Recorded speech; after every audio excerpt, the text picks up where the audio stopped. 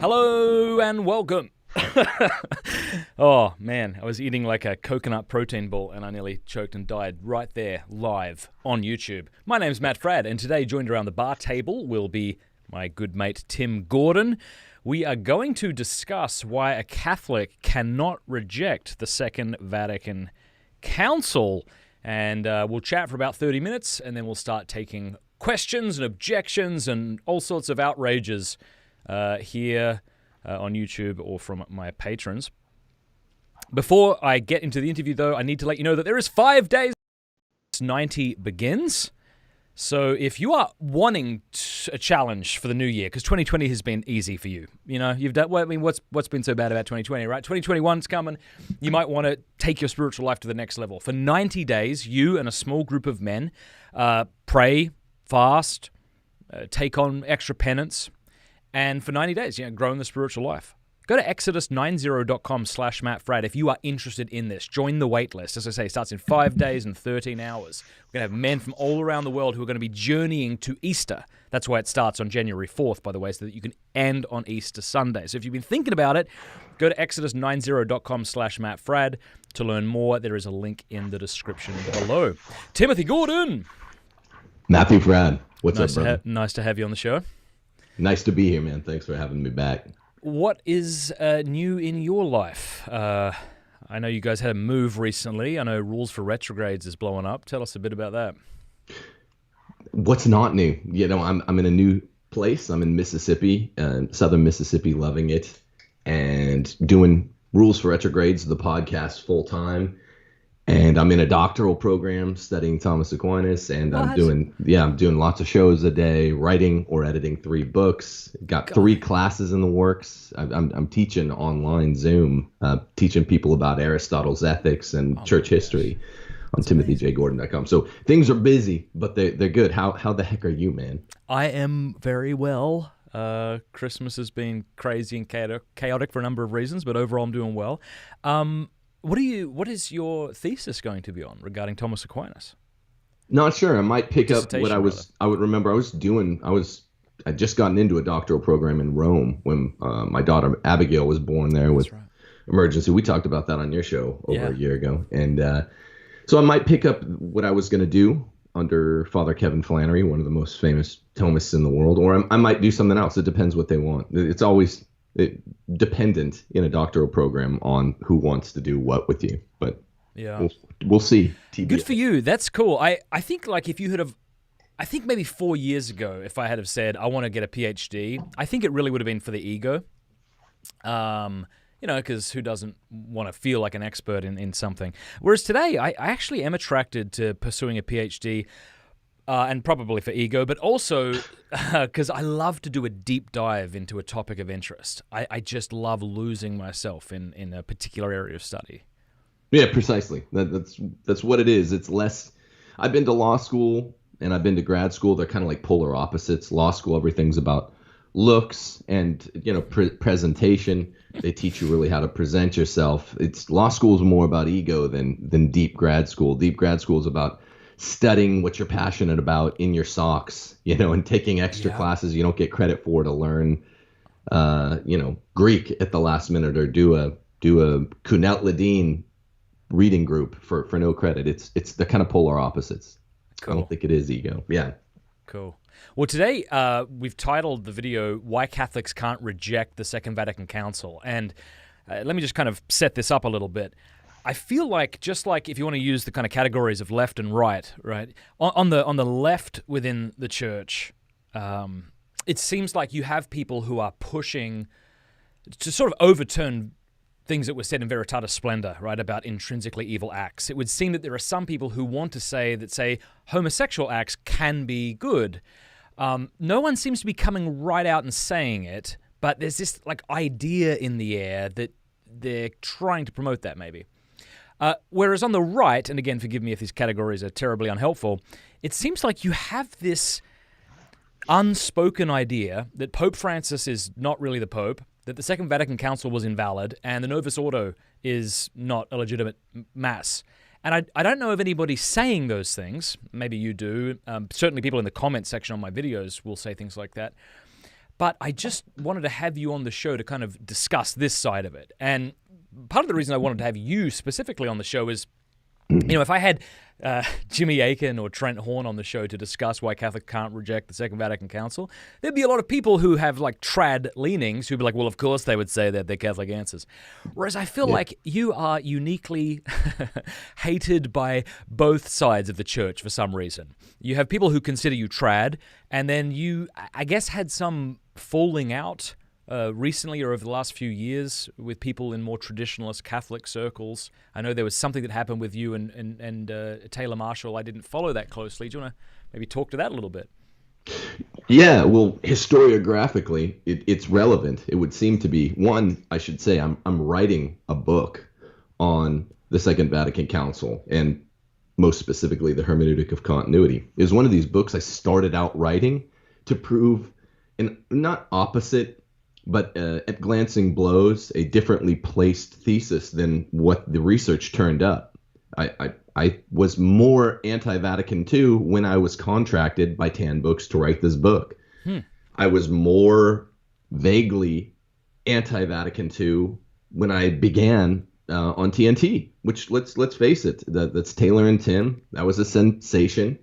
It was a rebranding moment for Taylor Marshall, where he went kind of from well-respected, somewhat known, normie Protestant convert guy, but somewhat vanilla. He defended Pope Francis very publicly, to kind of Catholic bad boy. And I went from being, from the people that knew me, more known as a conservative thinker who also was Catholic, to the opposite, a Catholic thinker first. And we were both kind of Catholic bad boys, and it was an exciting time because we were taking on Summer of Shame, McCarrick, to some extent, in unspoken ways, the pontificate of Francis. But with that rebrand, what's happening during TNT and after is we're taking it different places. Taylor and I were just business partners. Mm-hmm. We didn't know each other going into it. But as we kind of researched for what became Infiltration, we were originally going to write that book together, and then we kind of split it off. We were each going to do our own version of Infiltration. I'm still working on mine. Okay. It's one of my 3 books I'm working on. I was turning up different research that didn't square with the narrative that I'd been hearing in traditionalist circles. And, I still, most of my following is still a kind of traditionalist. They're just an open-minded kind. Quite simply, there are things, one-liners that are trotted out among traditionalism that are flat wrong. One of them being that Vatican II was the only pastoral ecumenical council. It was sui generis, and this really sticks out when 20 of 21 ecumenical councils, according to the misnomer, are all dogmatic, all of them except for Vatican II. Why would that be? No, there are like 3 or 4 other ones, medieval councils, that did not pronounce or define dogmatically. That was a head scratcher moment for me. They will typically cite this part, this quotation by Pope Paul VI on January the 12th, 1966, without citing the rest of it.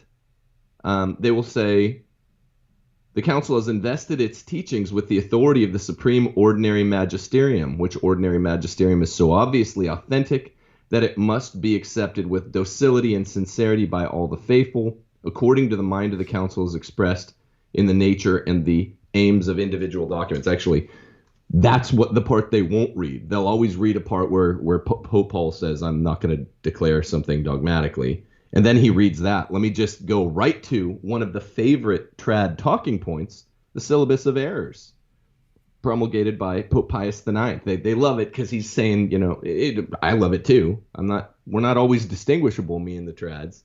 I love the syllabus of errors. Can you just pause and explain what you mean by trads? Because I'm sure to some people that's like a disparaging term, and like me, I'm like, I guess I'm a trad. So what do you mean when you say trad?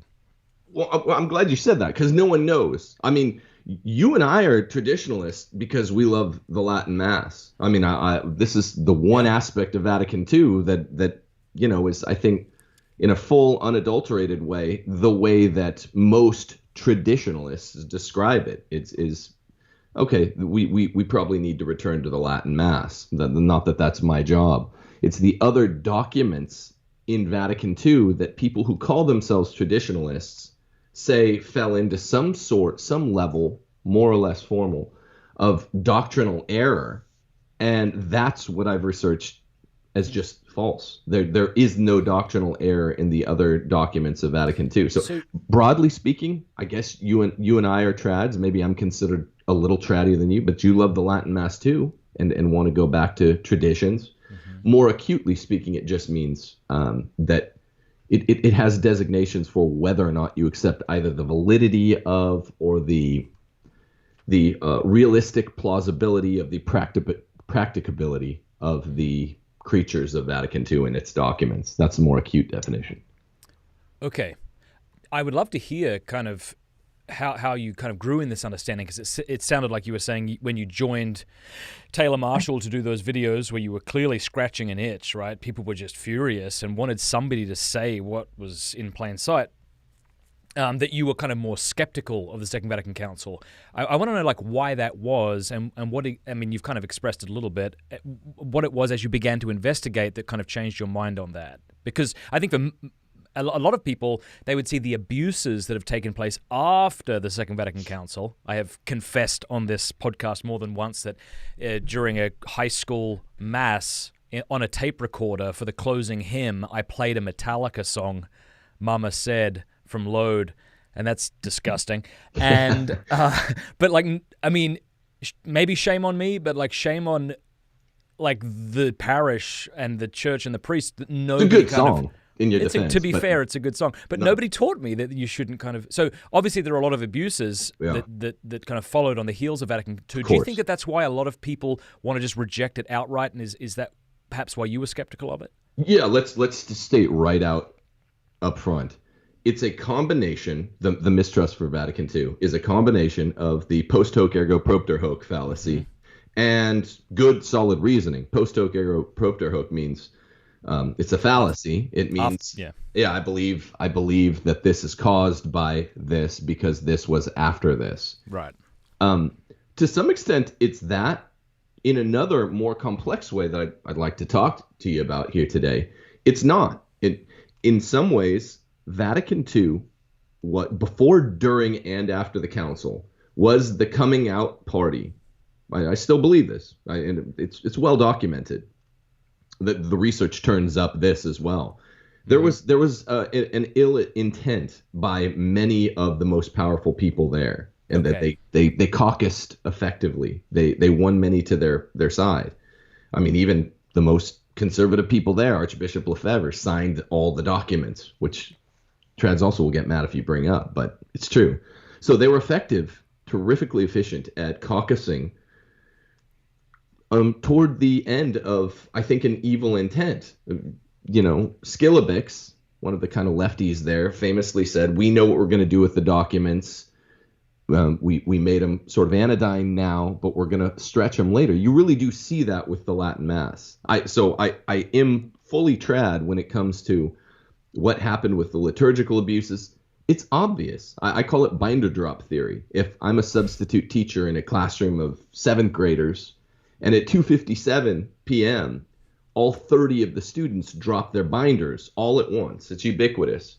To assume that there's not some sort of prefabricated plan in place is absurd. To believe that was just a coincidence, right? At 2:57, that all of the binders, the parishes across America, or 99% of them, are doing the weird amalgamation, concoction novelties in the Mass that are like quasi-creative in a hippie 70s way and just stupid and anodyne. Pizza Coke masses. We've heard of those terrible things. Yeah, how are people all doing that at once? So there had to be some plan. So that's a really solid basis that traditionalists have on the behalf of traditionalists for believing there's got to be some plan. It's got to be from Vatican II. And it was. They're meeting at my school where I was in the doctoral program before, the Pontifical Gregorian University in Rome, where I studied under Father Kevin Flannery. They were meeting there at night during the council, the lefties were, and they were changing the rules by day. So that's real. I just have to insert my own anecdote here. I was speaking at a men's conference in Kansas, and I forget where, but the church, I saw a photo of how the church used to look, and it was breathtakingly beautiful. And now it was whitewashed and just not beautiful. And I said to the guy, this is a bloody tragedy, you know, and he was probably in his, I don't know, 50s or something, I forget. But he said shortly after the Second Vatican Council, they took these statues out into the parking lot and all of the school kids smashed them with hammers. And I just was incredulous. I thought, there's no way that's true. That's like, why would you even say that? And he called over a friend of his who was in his class, and sure enough, he kind of backed it up. Yeah, we all smashed them. I just couldn't believe it. I mean, it was to your point about this all happening around the same time. This didn't sort of spring out of nowhere, I guess. Yeah, it's not to be believed. And let me just say, though, that the liturgical abuses, which don't, here's my defense, okay? Here's my entire position. Okay. When we judge the 21 ecumenical councils, Matt, what we mean juridically, what we're judging, not that we're in a place to judge, but we use our minds to judge, we're judging the documents or the sacred constitutions. So there's a very real and a very meaningful distinction between talking about the Second Vatican Council in terms of what happened at the council, what all these lefties did to Cardinal Ottaviani, the number 2 in the church, you know, venerable, old, conservative, good soul, how they treated him, the way lefties treat everyone when they get together in groups. They mistreat them. It was horrible. They turned off the mic on him. That's real. When he was speaking, he was half blind. It was a pitiable scene. It was bad. I have no doubt about that. But when we talk about Vatican II ex post, from our position now, we're talking about the documents. And here's my whole point. The documents contain, in some places, ambiguity, and in some places, not even much ambiguity. They don't contain error, even Sacrosanctum Concilium, the liturgical document. That seems to be the one that's really especially vague and doesn't have errors in it, but was very clearly used by the Concilium, the kind of subcommittee group. They seized upon the vagueness to go and write bad stuff into it within the next 3 to 6 years. So that's true. But the other documents that get attacked relentlessly by fellow traditionalists, when you go and you look at the spots that they're saying, oh, look at this line. Like a lot of times they added a word. They literally will have added a word to make it worse. The same like Martin Luther did. Or if you look a paragraph above or below, there's something so thornily Catholic that you can't even believe it came from Vatican II, and it explains away any ambiguity there. It's the opposite experience, Matt, that one has when one checks on Vatican II than one has when they check on the Magisterium of Francis. Every time I go check into a Francis quote, I find 10 more things that are bad. The original quote was as bad as I thought, and it's really bad.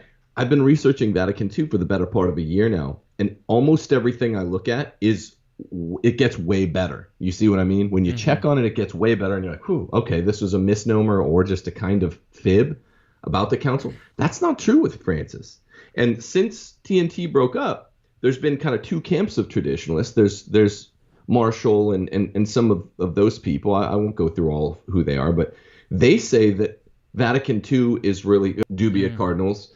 I mean, these are the guys that put it on the line. They went against the living monarch, Pope Francis, to say he says bad stuff. You look into it and it's really bad. This is a full-on crisis.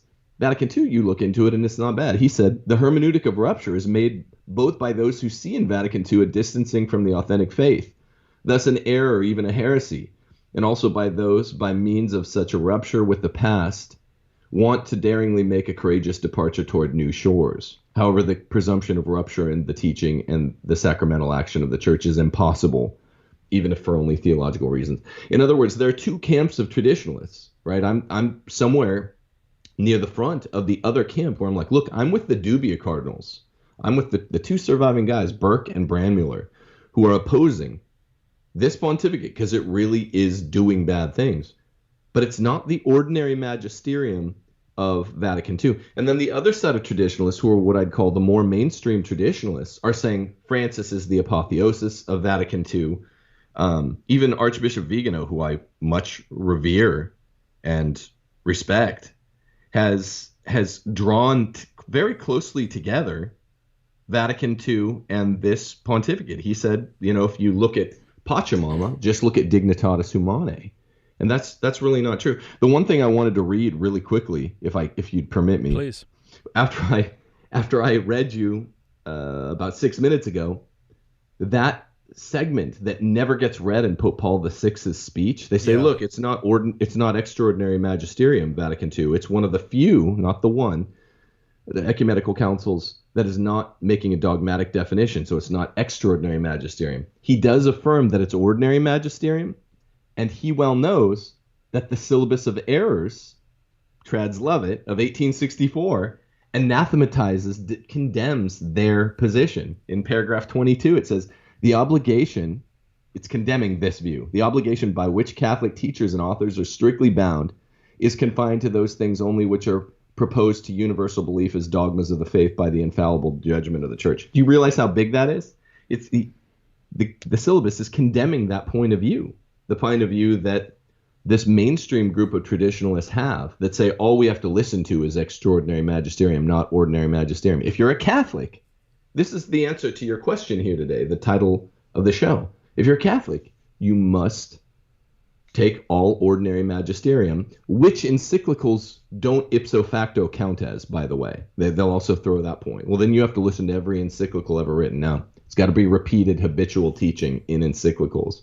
So Laudato Si, first time, for right of first impression. It's not the same thing, but all the councils, even the 4 or 5 that are just pastoral, are ordinary, and you have to receive them with what is called religious submission.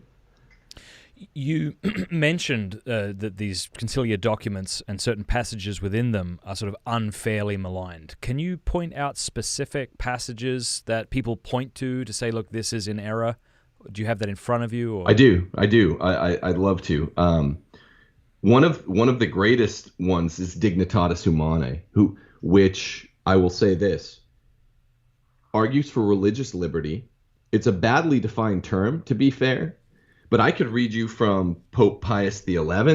I could read from Pope Pius XII, who are pre-conciliar. I could read you something from Pope Pius IX that sound exactly like religious liberty. So the traditionalists often critique, this is sort of the big game, Vatican II and John Courtney Murray, kind of liberal at the council, made up religious liberty, made it up out of whole cloth. The extraordinary magisterium, by the way, had never pronounced on religious liberty. There had only been these other ordinary pronouncements by popes on religious liberty. And it's a really mixed question. But Pope Pius XI, Pope Pius XII were generally for it. Suarez was generally very for it. Now let me read to you a controversial traditionalist passage. Moreover, it is false that the civil liberty of every form of worship and the full power given to all of overtly and publicly manifesting any opinions whatsoever and thoughts conduce more easily to corrupt the morals and minds of the people and to propagate the pest of indifferentism. This is from favorite passages that traditionalists will cite. Now, Dignitatis Humanae, it talks about the fact that the state cannot compel non-believers to worship. And this is throughout all of the late medieval studies. Like I said, Suarez, even Pope Pius IX, who went through the famous Edgardo Mortara affair, where he took away a Jewish kid from a Jewish family because he'd been baptized. Even Pope Pius IX, he's the one that broke up the ghettos, and he said he had 4, I think, public synagogues in Rome. Even though there are 2 types of state, secular and confessional, in Rome, pretty much the one state anymore that's a confessional state. He allows public worship. So this is what's meant by Dignitatis Humanae as religious liberty. I mean, if there are 4 public synagogues in Rome, a confessional state, city-state, then we don't know exactly what can be wrong about articulating that this should be legal, particularly in states that aren't secular. All a document has to do with the church is to say that confessional states are still good and are still licit. And Dignitatis Humanae leaves this in place. But like I say, Pope Pius XI in Mit Brennender Sorge says in paragraph 31, the believer has an absolute right to profess his faith and live according to its dictates. Laws which impede this profession and practice of faith are against natural law. I'm reading that because that's Pius XI. We all trust him. He's preconciliar. This is all Dignitatis Humanae is saying. Okay. Any other passages you want to point to? Or? Yeah, I mean, so Archbishop Vigano, who I love and respect for what he did after the Summer of Shame, said, if the Pachamama could be adored in a church, we owe it to Dignitatis Humanae. That's really unfair. Dignitatis Humanae says this. Okay, this does not sound like what you're expecting after you listen to that quote by Archbishop Vigano. First, the council professes its belief that God himself has made known to mankind the way in which men are to serve him, and thus be saved in Christ and come to blessedness. We believe that this one true religion subsists in the Catholic and Apostolic Church. Subsistence is the strongest form of existence, expressing that in Thomas Aquinas, to which the Lord Jesus committed the duty of spreading it abroad among men. In Lumen Gentium, another passage that gets criticizes Lumen Gentium 16. Just above it, Lumen Gentium 14 is very related to what I just wrote in Dignitatis. It says, this sacred council wishes to turn its attention firstly to the Catholic faithful. Basing itself upon sacred scripture and tradition, it teaches that the church, now sojourning on earth as an exile, is necessary for salvation. Necessary. Christ, present to us in his body, which is the church, is the one mediator and the unique way of salvation, not the privileged path, which you hear from people after the council, but the unique way of salvation. This is Vatican II. In explicit terms, he himself affirmed the necessity of faith and baptism, and thereby affirmed also the necessity of the church. For through baptism, as through a door, men enter the church. Whosoever, therefore, knowing that the Catholic Church was made necessary by Christ, would refuse to enter or to remain in it, could not be saved. This is hardcore. This blew my mind when I read it, that this is of the Vatican II document, 2 paragraphs up from a place where all the trads, I used to do it too, criticize Lumen Gentium 16. Sounds like, the Council of Trent. Maybe address the fact that those lines that were thought to be ambiguous have been clarified by subsequent people. I think like the CDF, for example. Isn't that the case?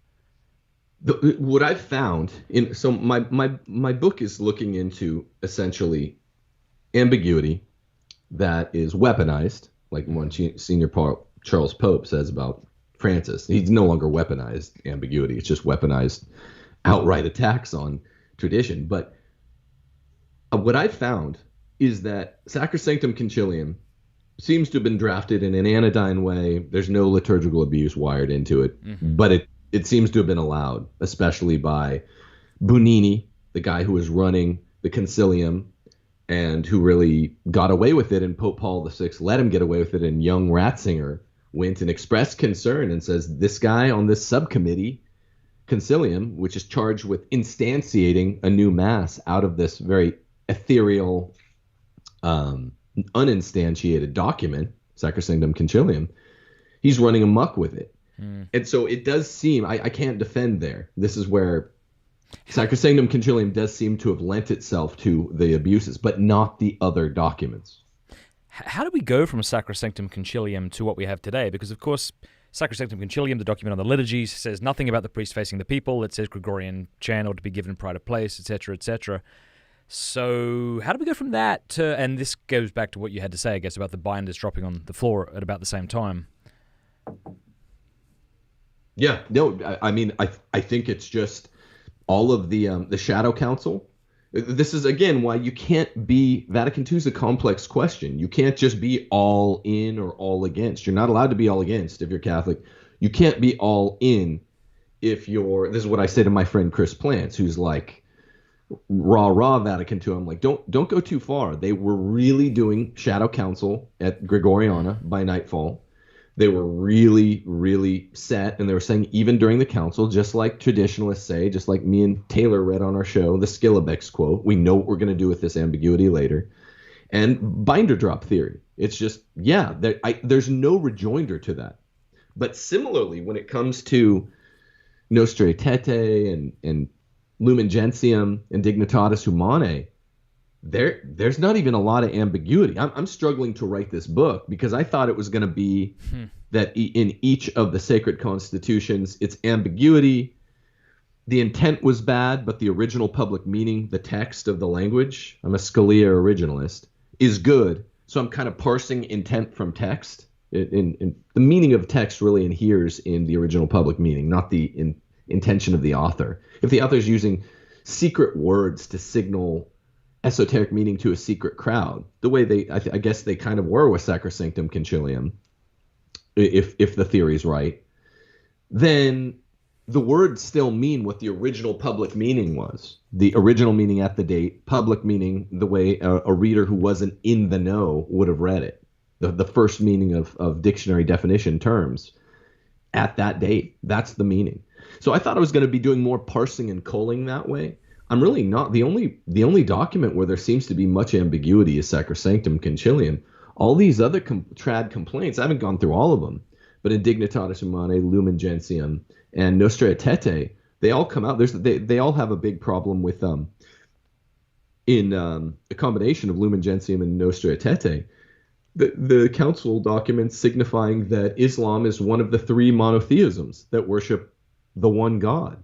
Well, then I did some digging, and I found the catechism of Pope Pius X, who's obviously a hero to myself and other traditionalists, Saint Society of St. Pius X. His catechism literally calls Islam the one true faith. I mean, literally, because... What does that mean? I'm sorry. Worshiping the one true God. Let's clarify that, because that's going to be taken out. No, not the one true faith. The one true God. Whereas in the Vatican II documents, all it had said is the one God. I mean, it's one of the three monotheisms, and both Vatican II and Pope Pius X, they're both right. They both distinguish, and Edward Fazer makes the same distinction, the difference between sense and reference. One can reference the Christian God and not understand his Trinitarian aspects. One can reference, even as a Christian, the Christian God and not understand his Eucharistic aspects. I mean, think about it. Protestants who don't accept the real presence, they are denying Christ's existence in the only place that exists anymore on earth. Does that mean they're not Christians? No.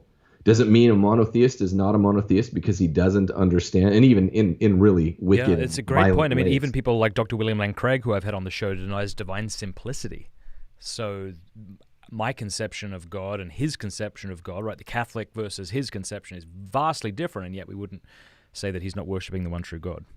Yeah, exactly. Divine simplicity is a great early example. The Cappadocians, they said that God's attributes did not disrupt divine simplicity, even though the divine attributes were essentially what Thomas would call a proper accident to God. Well, God can't have proper accidents. That doesn't mean that Gregory of Nyssa, and Basil the Great are worshiping a different God. It means there's a dichotomy between sense and reference, and they're getting it wrong. Now, with the Muslims, they, in really condemnable ways, are ascribing really wicked features to the Abrahamic God, and in many cases it's really, really condemnable, and we should all say this is violent and evil. And people were mad at me, last summer because I would teach Islam by teaching Robert Spencer. So I'm not a great defender of Islam. I'm just saying the Catholic Church has always acknowledged that they are one of the three monotheisms. Yeah. But this is interesting. It's almost like the way Protestants view the Deuterocanonicals. They read it almost like expecting to be suspicious, expecting to find error. It sounds like there might be those in the church who read the Second Vatican Council the same way, or the Second Vatican Council documents, whereas, as you've pointed out, like previous popes and previous councils have said things that are pretty much the same thing as what the Second Vatican Council has said in different language. But absolutely, that's a great comparison. I couldn't believe it when I read these things, And it's almost the double take you do when you're like, wait, this is. I read the big quote from Vatican II. I mean, even Bishop Robert Barron I thought he was like slightly right of Vatican II. That's always my impression, but kind of close to it. He's slightly left of what Vatican II is saying about the unique way, the salvation. Oh, sure. The Christ is the unique way to salvate. I could not believe it. And look, Matt, any honest reader, when they go to these passages and they see them, not only will your jaw drop to the floor, but then you have to say, okay, this isn't the enemy document that I thought it was. And there are people that will be honest about that. And then there are people that will hold to their bias. I want to be one that sticks with the truth, because the truth is Jesus. And even if it surprises me, I want to be one of these guys like Antonio Sochi, who wrote the great Fourth Secret of Fatima book. He wrote that book to defend the church's position on the third secret of Fatima, and the research turned up the opposite. You got to be honest, and that's what happened to me as I set out to write this book. Awesome. Hey, before we jump into questions, is there anything else we should kind of... Well, actually, I wanted to ask you about, maybe help us understand the meanings of, say, the hermeneutic of continuity and rupture. That's good. That's good. Yeah. I mean, hermeneutic of rupture is essentially an interpretation of the documents of Vatican Council II, upon which the far left in the church and the far right agree intellectually. They don't agree in terms of their attitude thereto. The far left and the far right say, look, Vatican II is sui generis. It's Council number 21 that breaks with all tradition. The left celebrates it. The far right is obviously mad about it, the way I would be if it were true. Then there are two hermeneutics of continuity. Okay, one's wrong. One is Ratzingerian and correct. The one that people, me and Taylor actually did this as one of our final shows. We kind of debated hermeneutic of continuity. The wrong version says everything in the council documents squares nicely without applying a hermeneutic. A hermeneutic is an interpretive aid. Right. It squares nicely on its own. That would just be continuity. That wouldn't be a hermeneutic of continuity. I'm mainly thinking of Sacrosanctum Concilium here. How does this square up with this Coca-Cola mass that I'm seeing here, with the clown pants and the hoverboard, and the priest brought his dog and he's wearing an earring during that? Well, what? Hermeneutic of continuity 2 is the right one. It's, look, there's stuff that got out of whack because whatever, the boomers called it Spirit of Vatican II. Okay, but why is the Spirit not conforming more with the text? That's a reasonable question that we have to ask. It's a reasonable suspicion that traditionalists have. Fully reasonable, fully honest. It would be dishonest not to raise this suspicion. The spirit of the council doesn't match up with the documents of the council, allegedly. Yeah. And so we have to apply a hermeneutic, an interpretive aid, to make sense of it, because when there's ambiguity, it's a canon of interpretation that judges have used for 1,000 years. The church uses the same basic presumptions. We have to make this square with tradition, and we don't do it by pounding in a puzzle piece that doesn't fit. We do it by looking to Suarez or Pope Pius XI or Pope Pius IX or Pope Pius XII. I didn't read you all their quotations. Oh, okay. Even though extraordinarily something like religious liberty has never been pronounced upon, there are all of these thinkers. And Bellarmine, Suarez, even Thomas Aquinas says a lot that would not be anathema to what is today called religious liberty. It's a matter of first impression. And so instead of pounding in the puzzle piece, that's not what we're doing. We just have to see how the puzzle piece is fitting when we're incredulous that it fits. That's hermeneutic of continuity, the proper way.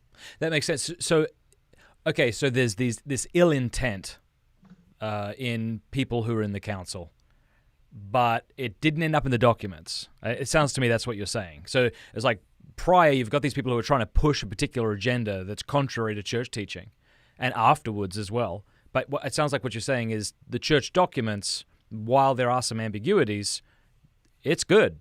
How do you explain that? Well, I explain it, Matt, through the Holy Spirit. And I explain it because it's amazing, awesome action to guarantor the documents even as against their own authors. I mean, isn't that amazing? When it's like if you set out to write, my own mother wears military boots or something like that, and the pen won't let you do it. Right? It's like that. Wow, that's amazing. Because or the Holy Spirit keeps the pen from letting you do it. Like, no, that would be mean to your mom. She doesn't wear military boots, right? That's what it is. Traditionalists did not make this up. I've researched that. It's happening at the council. I even heard of one cardinal would every night urinate on Ottaviani's door. I never verified whether that was true or not, but just bad behavior. Sure. These are not acting like princes of the church. But the Holy Spirit guarded the documents. That's all I'm saying. Yeah. I mean, surely it's the case that if we read other church documents from other councils, ambiguity can also be in the eye of the beholder, I guess, and I'm sure that there are other documents that are considered ambiguous in previous councils. The funny thing, this is another one of those aspects of history that just cracks me up. The Syllabus of Errors, promulgated in 1864, a favorite trad document because Pius IX is just going through and picking stuff out that's wrong. It was so ambiguous itself. It had ambiguities that Bishop Dupanloup had to go through and correct it for Pius IX, and Pius IX later praised him and said, well, thank you for doing this, because it was unclear what he was condemning in the original Syllabus of Errors. So Dupanloup goes through and corrects it and then later is praised for it. I mean, if you're going to condemn a bunch of stuff, it sounded like they were condemning religious liberty at one point where there would be like forced observance of Roman Catholicism, and that from like the year 500. Pope Leo says, no, do this through sweetness of preaching. We've never affirmed that you force at the point of a sword. That's Islam, on the unbeliever. Mm-hmm. So, yeah, even the favorite trad document had ambiguity in there. It probably wasn't weaponized, but it was just bad writing. And within 2.5 years, Dupanloup had to go through and correct it all. This stuff happens. Ambiguity happens. I don't believe it happened at Vatican II in something like Sacrosanctum Concilium accidentally. Okay. I believed it was what I call codified heteropraxy. They did within 5 years make pretty much a bad new mass out of it, but the mass is still valid until it's not. Hopefully the church will. Well, I that is my position on the new mass. I hope we can all go back to one uniform TLM. I think it's pretty clear what fruit that's wrought. That's another traditionalist point that I think is strong. The statistics on the mass are bad because of the weaponized ambiguity. Before we jump into questions, I have one more question for you. It's more of a practical question, and then we'll take some questions here live. How does one remain faithful to the church's teaching while remaining in love with Jesus Christ? Obviously, these two clearly aren't contrary, but sometimes you encounter people, maybe I myself have been that person, who seems far more concerned about how tall those bloody candlesticks ought to be than I am about my relationship with Christ. And I'm not saying the size of the candlesticks doesn't matter. Obviously, how we worship is important. But how do we kind of hold this with good humor? How do we love our Lord, promote the traditions of the church without kind of white-knuckling it? Because I see a lot of that. I also see the opposite. When I go to a Latin Mass, I see a lot of beautiful, happy families, and they're not like that. Right. Maybe it's more on YouTube people are like that. But, how do you do that? How do you balance that? I don't know. It's a good question. It's a really hard question to not become, as Pope Francis calls people like us, traditionalists, rigids, but to still care. I mean, to maybe be fair and to sing the other side a bit. I mean, think of what my friend Patrick Coffin calls the Judas protocols, right? Take the really fine garments and sell them and give them to the poor. That's like Judas reasoning in his pre-condemned Judas brain. Oh, this is how to sound holy. And Jesus is like, no, the poor you'll always have, but it actually matters to do stuff right, to get me a proper kingly garment. Yeah. And you're like, whoa, if you read that, having been brought up in the 80s and 90s. That's a great Catholic point. school, it sounds like heresy. Yeah. No, seriously. You're like, well, okay, so Jesus actually cares about what I wear. And again, I'm a dressed down kind of guy, as lots of my critics will say. I'm not a guy that wears a 3-piece suit to the dinner table every night. I don't wear a 3-piece suit to bed. Right. I don't order my pizzas in Latin. But that's, I do have to remind myself of that. Like, okay, you think about Jesus with the Judas protocol. So I have to dress up a little bit. The average person going to Latin Mass might need to let their hair down a little bit more. Who knows? But it's still right. Like you said, Matt, there's still concomitants. There's still a natural fit between loving Jesus and loving the way that the liturgical forms are celebrated, because we're doing them for him. So maybe to just be mindful. This is all for Jesus, because he died on a cross for me, as we say, and for all of us, for the whole world, that they might be saved. Most people laugh at him and spit on him. Very few will be saved. And that's tremendously sad to both he and his mother. And so I want the candles to be the correct, like, I want this Mass to follow the proper liturgical forms. That's how you unify those, I guess. Yeah. Yeah, that's good. Yeah. Okay, good. All right. I had some other brilliant insight, but it probably wasn't as brilliant as I thought, so let's go on. Let's take some questions here. First question comes from Benjamin Handelman. He says, can Timothy speak to how SSPX get the council wrong? Their name is often thrown out as the only true place one can attend Mass in the West. Because one, I mean, like, let's state the facts what they are. SSPX and Archbishop Lefebvre did amazingly good work in the 70s and 80s to kind of connect that. It's a chronological bridge in the 70s and 80s. So I want to forget either the first thing I just said, that they did great work in the 70s and 80s, and in a lot of ways, not all, still do great work. And then part two, that if you attend to FSSP Latin Mass, they are a breakoff from SSPX. So there's a kind of tendency now to say, oh, there's no difference between SSPX and FSSP. Well, there is. FSSP, and they get called bootlickers if you talk to FSSP to ask them, have you ever been kind of maligned by some, not all, SSPX? Yeah, there's a rivalry there because one split off the same way. That's how kind of split offs work. You know, there's a natural rivalry there. But so it's unclear what this small order's actual SSPX now, what their actual positions are on their website.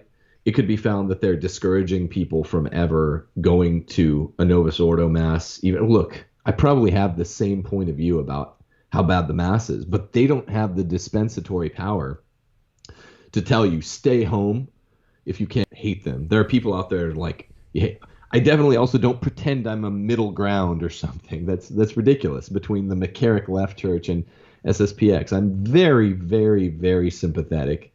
And I guess Ecclesia Dei, the letter from Pope John Paul II through Ratzinger, does say it's very dangerous, but you can attend an SSPX chapel for Mass, but you have to be very careful not to give formal adherence to a schismatic spirit. So what is that? I don't know, but you got to check your own soul, because there's a lot of schismatic spirit. Whether or not they're actually schismatic is a canonical question. I don't really care. I'm a Thomistic philosopher, not a canonist. But just be careful if you go that you don't start talking about people that go to the Novus Ordo like they're less than you, because they're not. It's the work of our Lord that made any form of Mass better, worthy of our salvation. You're not better for going. If you go to a movie on Sunday afternoon, you and your wife and your kids go to the other movie because you can't agree on a movie, and let's say you get back together later that night and you're talking about the two movies you and your wife saw and your kids saw at the dinner table, there's no merit in the fact that you and your wife saw a better movie and then the kids are like, I wish I'd gone to that one.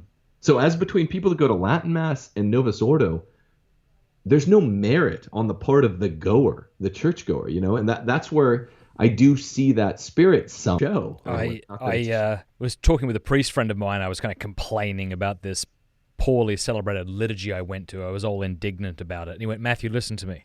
You don't deserve a good liturgy. You deserve hell. And I went, all right, good. Yeah, right, good. Right.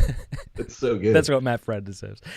That's so good. Another question here from Kath Catholicism. Question: in what way is the Pachamama scandal and the ancient conversion of Rome, Greece, and their understandings of Sol Invictus, Logos different? Try and sum it up again. In what way is the Pachamama scandal and the ancient conversion of Rome and Greece and their understandings of Sol Invictus different? Well, Pachamama's not, for one thing, I'm not saying it would be justified even if it were setting out to do this, but it's not aiming to convert anyone. It's aiming to take a Catholic mass and the so-called Amazonian rite, which I think Francis and his cronies are cooking up even as we speak. It's straightforwardly a false god brought in for adoration or worship, it's unclear, during a Catholic mass. It is like the number one thing that got the Israelites in trouble. It's what kept Moses out of pure paradise state. So this is big no-no. Big no-no. So it's distinguishable in any way from, I don't know, say the Pantheon in Rome. We kicked all the other false gods out. Pantheon means all the gods. And we converted it to a Catholic chapel. That's like the opposite. It's reverse action. We kicked out all the false gods. They're bringing in false gods, goddesses, like Pachamama. Opposite. Based Byzantine says, I always love reading these names. That's my favorite part about reading questions. Do you think another council is necessary to clear up the confusion in the church, even if Vatican II was fully orthodox? Which I don't think are that vague, and I don't think there's any badness. Lumen Gentium, I don't think it's that vague. I don't think there's much badness. And Nostra Aetate, I think that it should clear these things up. And, by the way, it should clear up some of the remaining questions. Can I just say this? Of Vatican I. Remember, Vatican I was not ever closed because the Franco-Prussian War broke out. It wasn't closed until the start of Vatican II. They were not done deliberating. The Francis pontificate has proven the need for more gloss, real development, meaning more detail, not change. More detail on what is meant by papal infallibility. If number 266 doesn't make you wonder that, what would? So Vatican III, call it, should clear up that question of infallibility from Vatican I, much needed after Francis's pontificate, and should clear up some of the issues, mainly the Mass, from II. And by clear up, I mean let's just go back to the TLM universally. Yeah, I would love it. For those who are watching, be sure to subscribe, because shortly we're going to be hosting a debate between a Catholic and an Orthodox on whether the First Vatican Council's definition of papal infallibility dates back to the patristics and to Christ, obviously. So that should be good.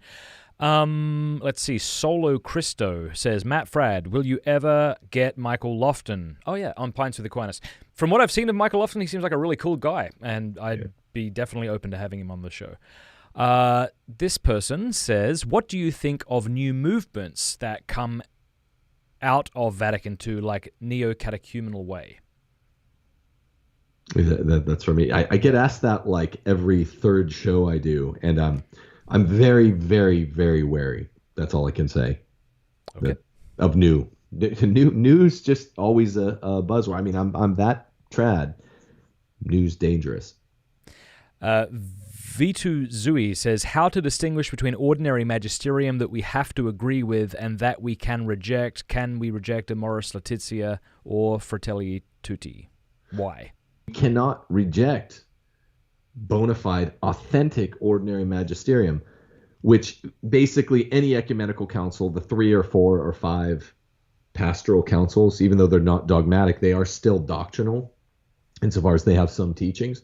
They're automatically ordinary magisterium. That's not so with the ordinary papal magisterium.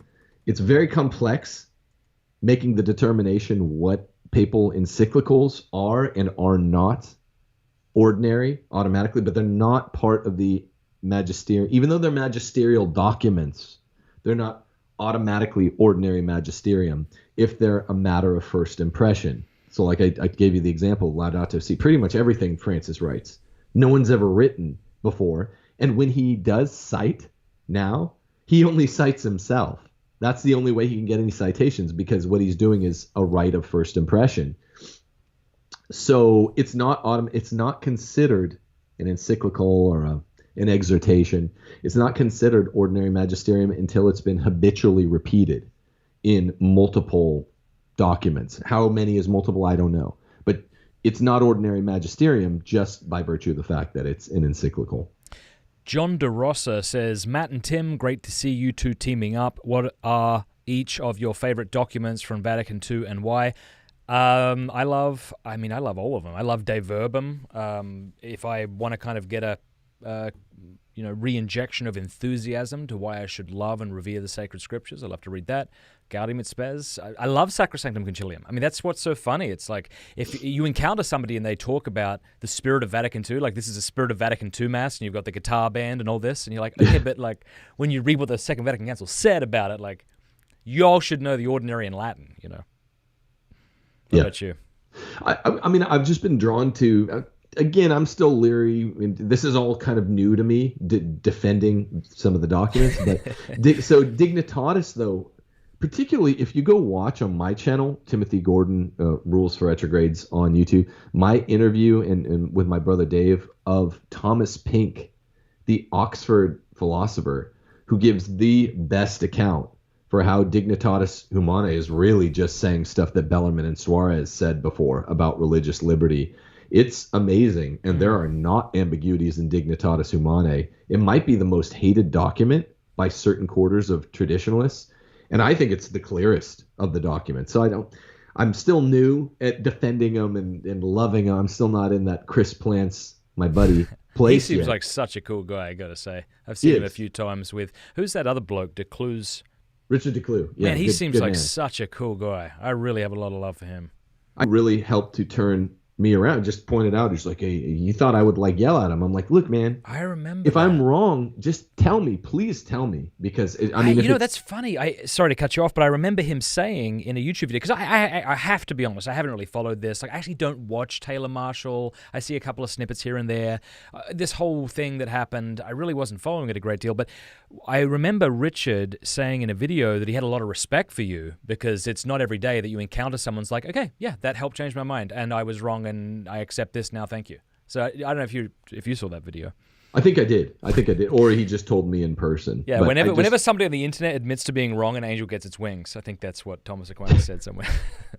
It's true. Well, it's a beautiful thing, isn't it? Yeah. We're supposed to be lovers of truth, lovers of God, and any YouTubers that are out there, particularly laity or ordained YouTubers that are out there saying that they're always right, are ridiculous. Now, there's one thing. I'm not going to say I'm wrong when you haven't shown me that I am, but Right. Declue was like, no, Tim, you don't know, and let me show. I mean, I'm a Thomistic philosopher. I'm not a theologian. So he showed me, and I'm deeply grateful to any of you out there who have a good citation, don't call names, and are just like, look, this goes directly against what you're saying. Check it out. I love that. I think it'd be good for us to remember this, right? Like, people on YouTube are people. They're not. It's almost like we expect people to be open to truth, but we also expect them to be like a catechism that never errs, has no false opinions, never teaches error. But it's like it's a grave responsibility to be on here, because I know I've said things that are false. I'm sure that thing I just did the other day about Santa Claus. I had somebody send me like several articles about why I'm wrong. I'm like, crap, maybe I am. I feel terrible. Maybe if I'm wrong, I gotta fix this. I responded to you, Matt, on your. I said, Did you? My friend Matt Fratt. Yeah. Go watch my thing. I was like, I raised some points where I was like, I think Matt might be overlooking this. Oh, good. I have a video. Good. See, this is my point. Like, we need to be, I think, give each other grace, right? Because it's like, just because you have a YouTube account, it actually doesn't make you infallible. Doesn't make you the oracle at Delphi. I mean, look, man, it's so weird. Like, here's why. Okay, look, people all want to ask about what happened with TNT, right? And it's very relevant to what you just said. Let's do it. When YouTube, there are two types of YouTubers. The type that are like, yeah, let's debate, and if you beat me, then awesome. If you beat me, and there's no point shaving, November 3rd style, right? If you beat me fair and square, and this is just maybe the difference between people that played sports and people that don't.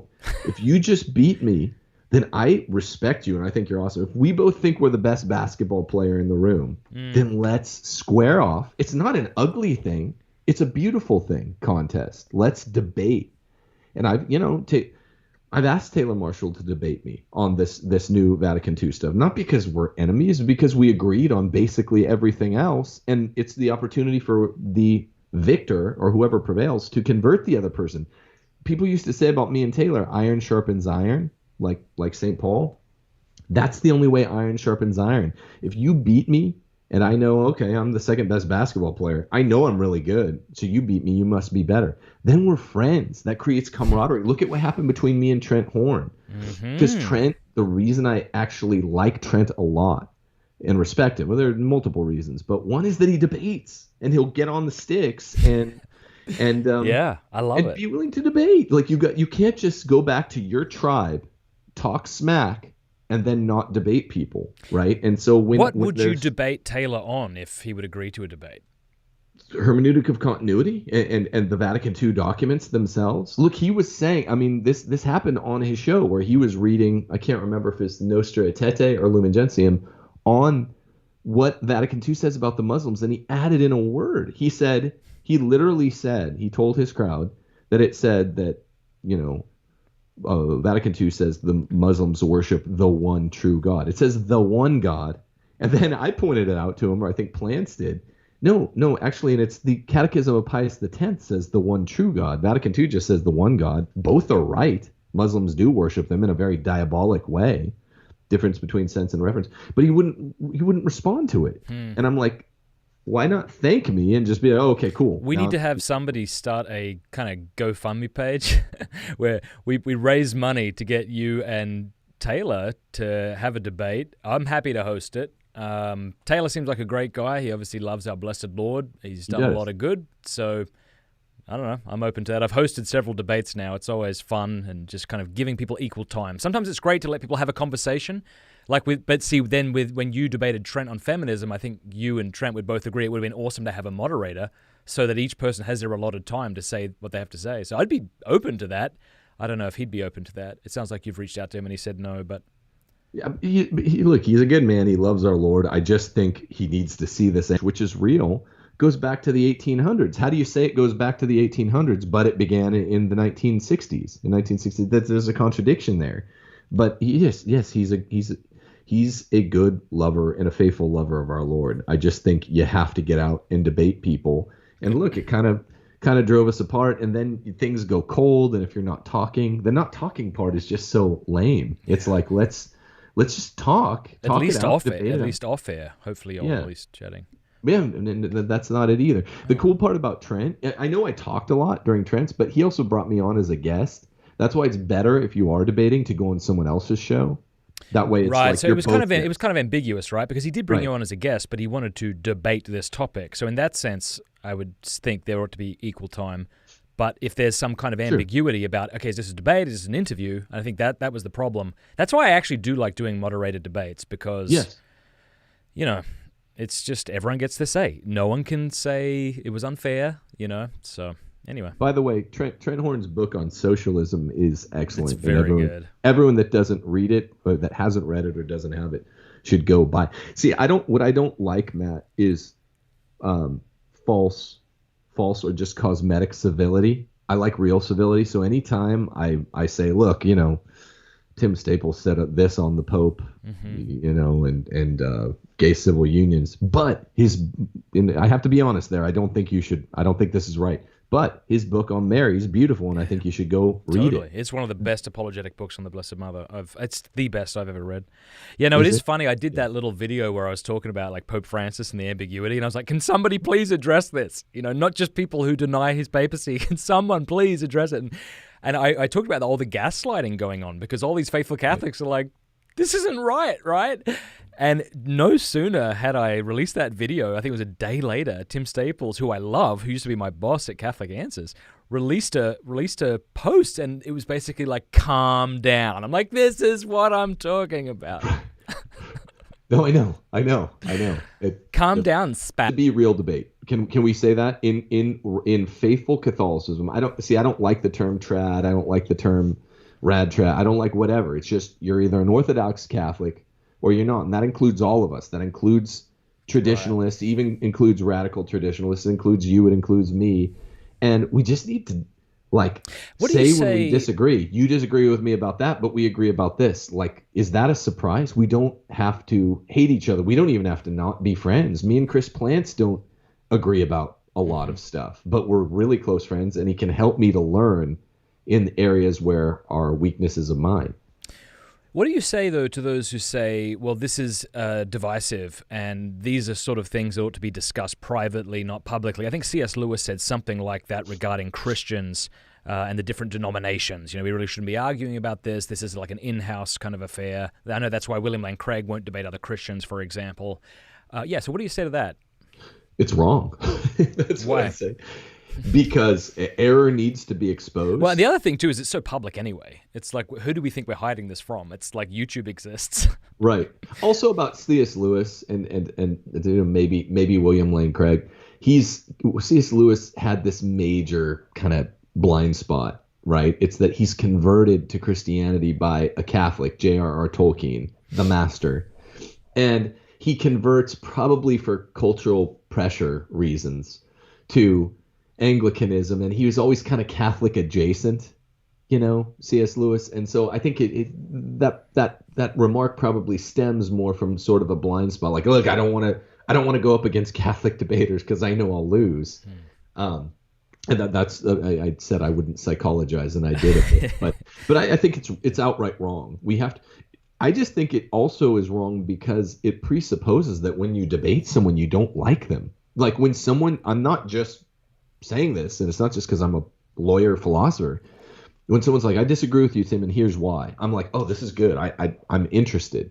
And when they say here's why, it's fine. I don't like being called horrible names on the internet, so we're not going to be friends that way. That makes me want to box you. But if you're like, here's why you're wrong, I'm going to give you the 3 reasons. I'm like, this will be good. I'll either learn or I'll look smarter than this person. And I like both. Attitude, yeah. Hey, we got a bunch of questions. Do you mind if we try to get through these a little quicker? Yes. Connor says, where did all the priests who wanted to undermine the church at Vatican II come from? Good luck saying that quickly. Yeah, well, remember, Pius X and even Leo XIII, 50 to 70 years previous to this, had been talking about modernists in their midst. Even Gregory and Pius IX are talking about it. That's why he published the Syllabus of Errors. They came from 150 years before that. Good. All right. That was quick. Directional Faith says, we talk a lot about our differences and how things are, but what is the way forward? How do we attempt to repair the division in the church? Just real quick, I would say in response to this, like, this is such a difficult question, right? Because we only have our little realm of responsibility.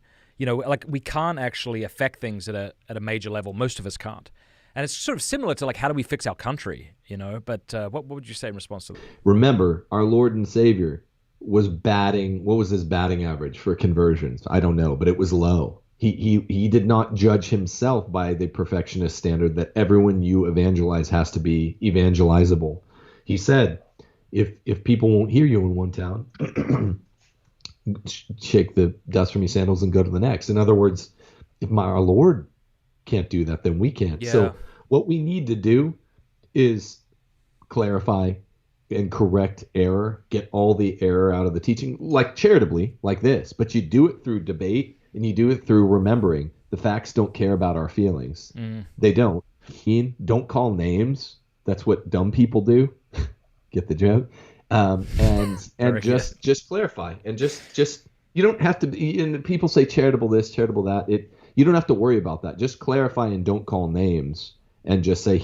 C. Bizand says, what about those who aren't convinced Idol was Pachamama, since she was an Amazonian goddess and the Andean natives don't worship Amazonian gods? Yeah, so what do you say to the objection that wasn't an idol? She wasn't considered a deity. This was something else. I don't know, the same thing that, defenders amidst Moses's group would have said, oh, that's not really Baal. It's just people just say stuff. But it really was Pachamama. That everyone has, even the Pope in the Vatican has said it was. So, sorry. Yeah, it's interesting, like in Thomas Aquinas, where he talks about polytheism and other things, he talks about how, like, these other gods that we talk about, these are demonic spirits. Right. And I think we often forget that. It's not like you have God and then you have these other things that we worship that aren't divine. Anyway. Yeah. True. And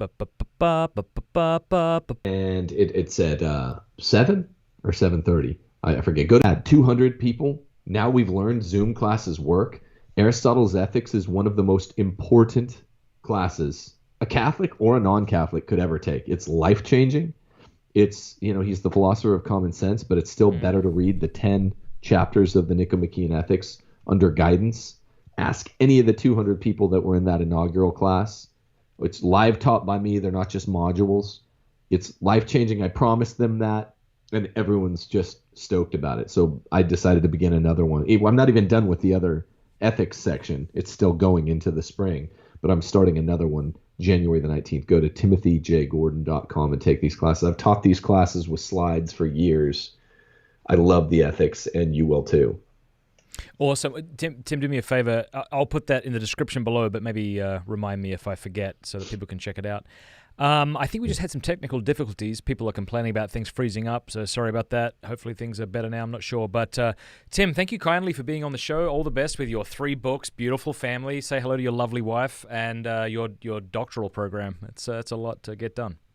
Thanks a million, Matt. I really appreciate you being such a good all-around dude and being so responsible with the medium that you have. And having me on twice. It just you're really a genuine seeker after the truth. I appreciate that, and I think you deserve your large and growing audience, and you've proven worthy of it. Kindly, thank you. I hope that's true. God bless you, Tim. Deus Volt, peace. Thanks.